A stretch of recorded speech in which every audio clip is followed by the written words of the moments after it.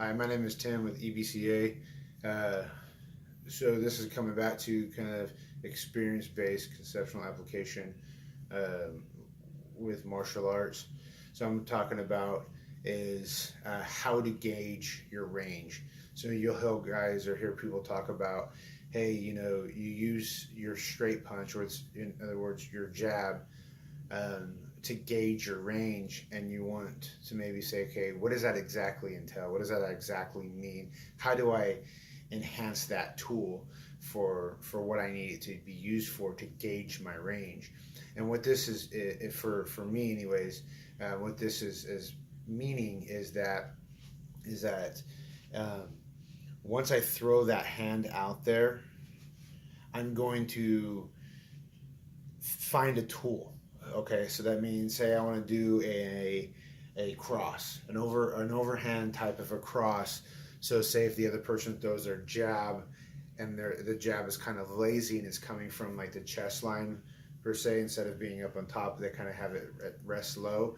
Say, okay, I want to use my cross to glide right over the top of that while I slip it, and see if I can't ride the top of that arm right when he extends out, to try to see if I can catch him, or finding your distance in that sense. So then when you spar with it, what you're doing is in other words, I like to be square a lot of the times. So occasionally I do like to get long, but most time I like to try to stay square.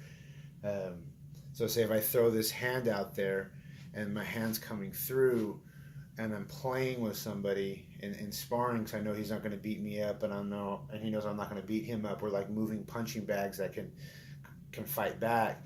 What I'm doing is I'm seeing if I can flick my jab out, or make connection, or whatever the case is, or come low, and anything that's going to be straight line, and see if anything presents itself just easy on that left hand side of my opponent. And it could be down low, it could be at the head, it could be just straight through, smashing glove against glove. Whatever the case is what I'm trying to do is see if my hand comes out, and I can immediately make the connection in that same range, if that makes sense. So I'll start playing that, and then I look for to see if I can start setting it up with other things and getting that same range. Once I flick, boom, and see if I can snap that one out, getting my rotation with it, and seeing if I can make it land. You'll do the same thing, say, with your kicks, with your elbows, all this stuff. You start building up your tools based on that lead hand. So that means, like, say you throw that lead hand out there, and you can flutter in with your feet and go for, say, the inside snap on the inside of the thigh. You may use the hand coming out, and when the hand is in this range, I can land shin on thigh. So then maybe you're working upstairs, boom, and you throw that jab out there at the end of a combination. That's not to wrap the combination up. That's actually to make sure that he's rooted in the position that he's going to be in, because he doesn't move when he punches. A lot of people don't.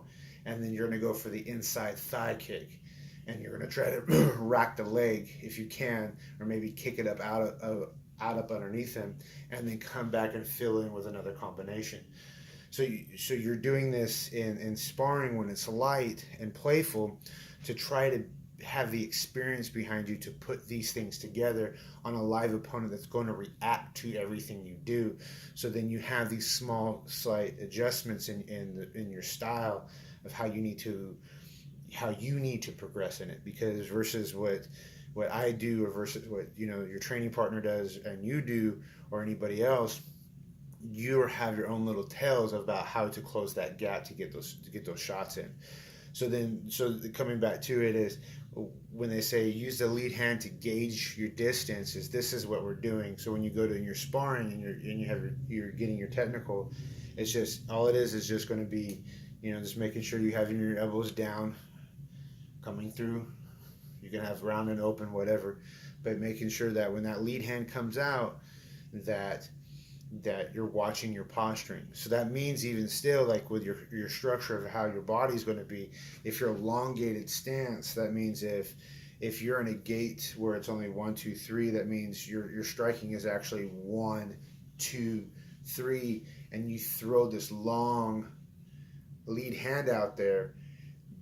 Do you have enough range if you are going to throw the cross that it can reach, and how much rotation do you need in that?